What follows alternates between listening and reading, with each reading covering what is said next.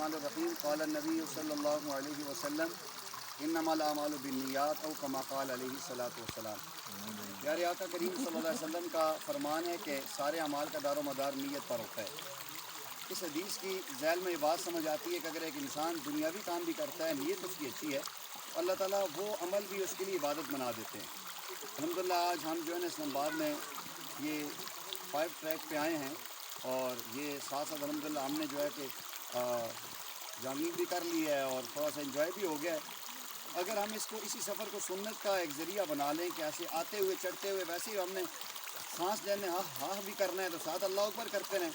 چڑھتے ہوئے جوں اسٹیپ پہ اللہ اکبر کہیں گے تو عبادت ہوگی۔ یہ زمین اور یہ پتھر اور یہ ریت کے ذرات کل گواہی دیں گے، اور اترتے ہوئے ہم انشاءاللہ سبحان اللہ پڑھتے ہوئے جائیں گے، یہ بھی عبادت ہو جائے گی۔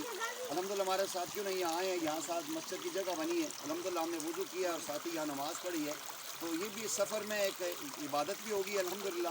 اور قرآن کریم میں اللہ تعالیٰ فرماتے ہیں کہ قیامت کے دن یہ زمین جو ہوگی یوم دن تحدث اخبارہا، اس دن زمین خبریں بیان کرے گی۔ تو اگر ہم نے سفر کو ویسے انجوائے تو کرنا ہے،